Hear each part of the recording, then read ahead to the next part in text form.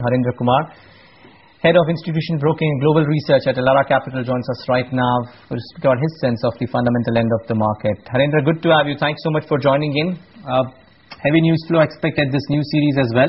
But after the 5 to 6% cut that we've seen for the Nifty, the last series, you believe there could be some trading gains or that is also ruled out?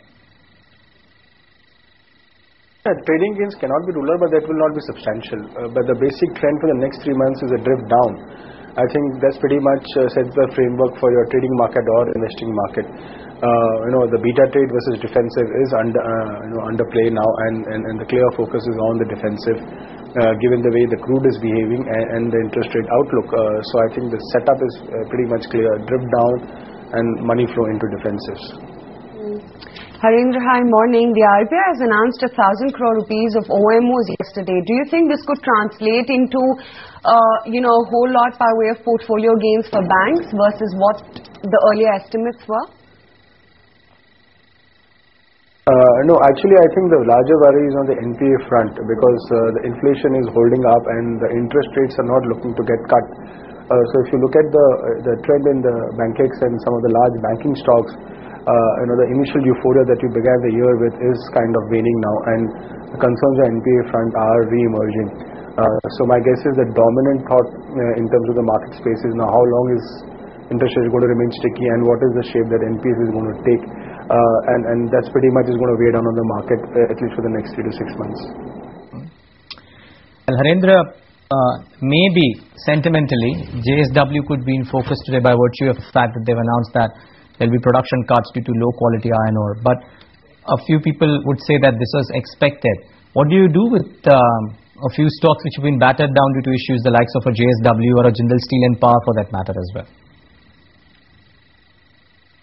Yeah, I think this negative sentiment would continue for a prolonged period of time. There is an overhang in terms of the general recovery in the economy and on the end product prices in terms of raw material push in terms of margin and a China slowdown. So I think the metal space outlook is pretty clouded at the moment, and so any rally that you would see probably will be something to sell into. What do you do with some of the momentum boys over the last few days? I mean, these are large companies which are moving after a really long time, the likes of a Century Textiles, on which there are tons of rumors, but a Bombay Dyeing as well, which is moving by leaps and bounds over the last few sessions. Yeah, I think the news is pretty much stock specific and could be related to some asset sale or on the real estate front or some management transfer. So difficult to put a finger on what is the underlying reason for the stock movement. But there is some institutional interest in this counters, so I'm sure they would have done their due diligence before picking up this counters. Consumption themes, the likes of a Jubilant as well. So I mean, it's a variety of stocks that are in this pocket, but most of them are trading at the new highs, if not just slightly below the new highs. Do you like this pocket despite the fact that they are trading at the levels that they are? In fact, we like them a lot in terms of the structural setup for the next 2-3 years, and I would tend to believe that the 52-week high scenario is where the underlying optimism in core business and valuation is very high. But I'm not particularly sure on companies like Jubilant Foodworks. Our preference is for large multinationals with a lot of product portfolio and who are in a position to capitalize the huge upsurge in consumption, whereas the smaller pockets could tend to go into overvaluation zones very fast. So yes, our bets are on the ITCs, HUL and potentially Nestle. Harendra, what is the expectation from IT as a bat and Infosys in particular? Because 2 weeks from now we'll be talking about the guidance expectations. Yeah, if you see, the typical trend has been for Infosys a run up into the quarterly results and a sharp crack on the day of the results. I'm not too sure whether the trend is going to continue this time around as well, but we did see Infosys recovering after quarterly results.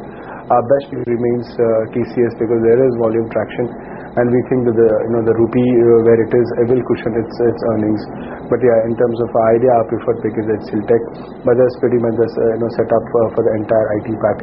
Here I would like to add a very important situation is that you have US economy which is recovering, and you have a currency which is at 51%, and I think at some point of time market will kind of discount this structural setup, which is extremely positive for technology.